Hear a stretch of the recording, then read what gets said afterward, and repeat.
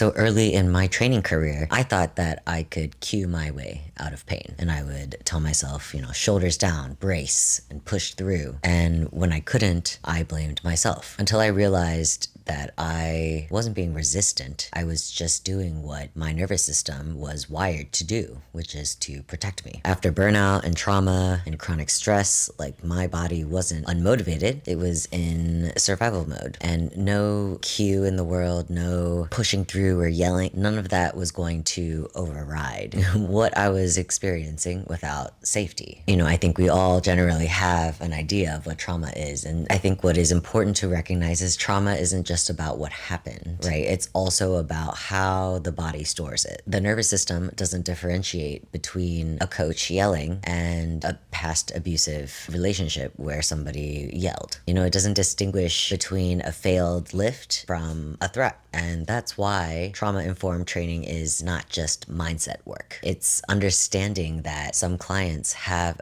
a hypersensitive stress response. Their heart rates spike faster and the breath shortens and movement becomes stiff or chaotic. And if you push harder in that moment, you're just confirming the threat. If you've ever shut down mid-session or coached someone who did, these are some of the tools that I use to meet that moment with care and not pressure.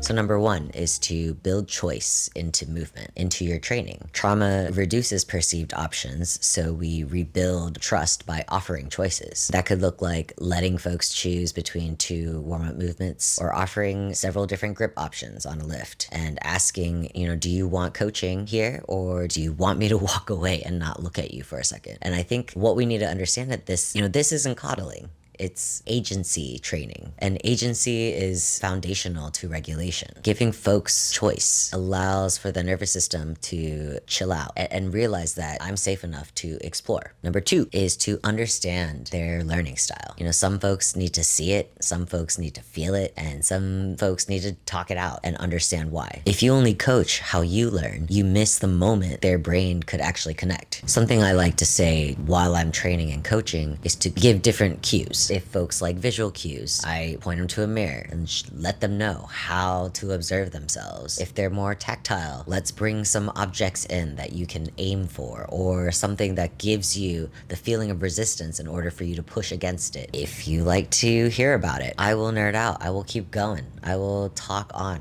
forever about whatever it is we're working on, and maybe some other things too. The more that we speak their nervous system's language, the smoother the learning process becomes. This both helps reduce shame and also increases your ability as a trainer to recognize these things faster and adjust based on how they are approaching that day. Okay, number three, give slow time, especially with new skills. The nervous system needs time to assess new input. Rushing creates pressure, and pressure often mimics past threat. So I like to tell people, take your time before you lift. I'm not worried about how fast we're going. I'd rather you go slower than try to rush to the moment. Keep it controlled. Keep it intentional. Feel all of the feelings in your body while you're moving through a lift so that you understand what's happening inside of you. I encourage people to pause in between reps and reset themselves as needed. There is no rush. And I know, especially for someone like myself who processes things very quickly and has a tendency to move very fast, a slower pace can feel frustrating at first. Not just for me, but for the people that I'm training sometimes. Some folks really like to get it done, but I still encourage the slowdown because it leads to more trust. It leads to better retention and skill. Number four is to respect a shutdown without shame. If someone freezes, don't Minji. Every night he does. It's about that time. I was saying, if somebody freezes or tears up or has to step away for a moment, don't rush to fix it. You don't have to do that. You don't. I understand the want to try and take care of it, but I do think it's important to also create a space for that to be fine. Just chill. Like you're doing a vulnerable thing, and sometimes feelings are gonna come out, or you're just not gonna feel it. Like something's happening mentally, physically.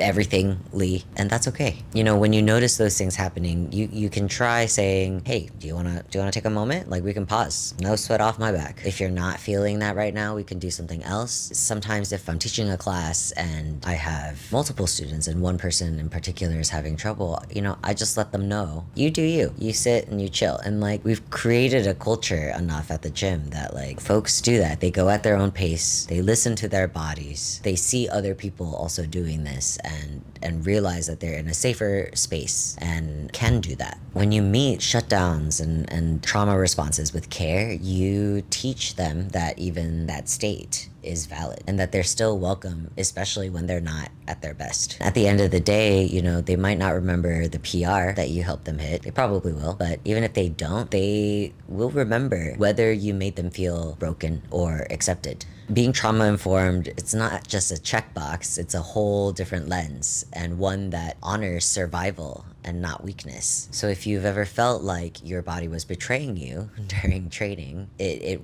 wasn't. It was trying to protect you. And I make videos about this because I do think that we need more trainers and training spaces and culture that understand that. Because movement is for everyone. It doesn't really matter how it comes to you, right? Like, it's something that you can experience in any way that you need to. So if this hit, please comment, share, subscribe. Tell me below, you know, what's something that you wish that more coaches understood about your body. I'd love to hear about it and talk about it. And yeah, stay tuned for more shit, and I'll see you next time.